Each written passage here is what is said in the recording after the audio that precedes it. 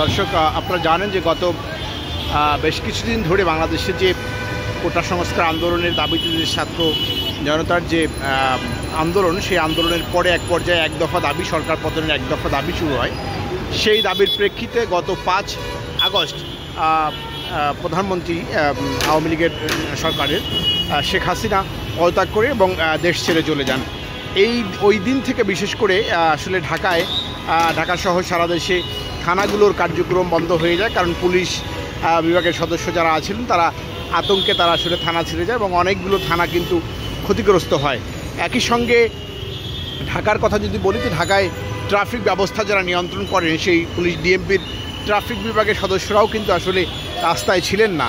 ফলে গত কয়েকদিন আসলে 5 তারিখের পর থেকে ঢাকায় কী পরিস্থিতি, বিশেষ করে সড়কে যারা বের হয়েছেন তারা জানেন কি পরিস্থিতির মুখোমুখি হতে হয়েছে, কারণ ট্রাফিকিং ব্যবস্থা দেখার মতো কেউ ছিল না।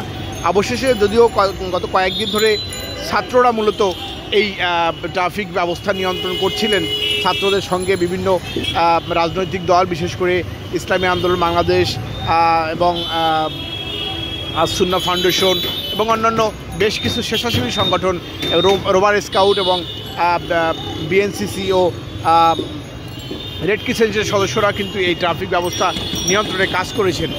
অবশেষে পুলিশের পক্ষ থেকে যে কর্মবিরতি দেওয়া হয়েছিল, সেই কর্মবিরতি শেষে আজকে থেকে এই 12ই আগস্ট থেকে ট্রাফিক পুলিশ কিন্তু মাঠে নেমেছে এবং অন্যান্য থানার যে পুলিশ সদস্যরা আছেন তারাও মাঠে নেমেছেন। ফলে আজকে থেকে কিন্তু বিশেষ করে এই ঢাকায় ট্রাফিক পুলিশের যে কার্যক্রম, সেই কার্যক্রম কিন্তু আসলে ট্রাফিক পুলিশই নিয়ন্ত্রণ করছে। সঙ্গে এখনও ছাত্র এবং অন্যান্য স্বেচ্ছাসেবকরা আছেন। এই মুহূর্তে পল্টন মোড়ের যে চিত্র, সেই চিত্র আসলে এখানে ট্রাফিক সার্জেন্ট সহ ট্রাফিক কনস্টেবল যারা আছেন তারা সবাই ডিউটি পালন করছেন। ফলে জনমনে এক ধরনের স্বস্তি আস্তে আস্তে কিন্তু আসতে শুরু করেছে। যদিও ঢাকায় যে ট্রাফিক বক্সগুলো আছে রাস্তার পাশে, সেই বক্সগুলো কিন্তু বেশিরভাগই পুড়িয়ে দেওয়া হয়েছে, ভাঙচুর করা হয়েছে। ফলে ট্রাফিক যারা রাস্তায় নেমেছেন আজকে, ট্রাফিক বিভাগের পুলিশ সদস্য, তারা কিন্তু আসলে বসার মতো তাদের কোনো জায়গা নেই। এটি আসলে বড় একটা দুশ্চিন্তার বিষয়, কারণ এই মানুষগুলো এখানে যে মামলা বা সারাদিন কাজ শেষে মাঝে মধ্যে বিরতি দেওয়া, সেই কাজগুলো কিন্তু এই বক্সে বসে তারা করতেন। কিন্তু এই বক্সগুলো পুড়ে দেওয়ার কারণে আসলে এখন তাদের আসলে বসার মতো কোনো জায়গা নেই। এটি হচ্ছে চরম সত্য কথা। এবং এটি কবে নাগাদ সংস্কার হবে, কবে নাগাদ এটি এই জায়গাগুলো, এই তাদের বসার জায়গাগুলো ঠিক হবে, সেটি আসলে কিন্তু এখনও সেই অর্থে বলার মতো পরিস্থিতি এখনও হয়নি, কারণ এগুলো অনেকগুলো বক্সই কিন্তু আছে যেগুলো সংস্কার করতে হবে।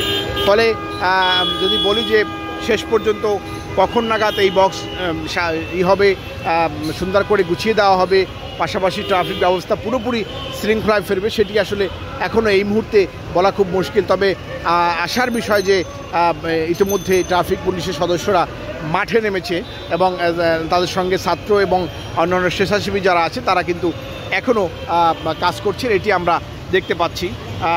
আমরা প্রত্যাশা করছি যে খুব সহসাই সব কিছু স্বাভাবিক হয়ে আসবে, এটি সবার মতো আমাদেরও প্রত্যাশা।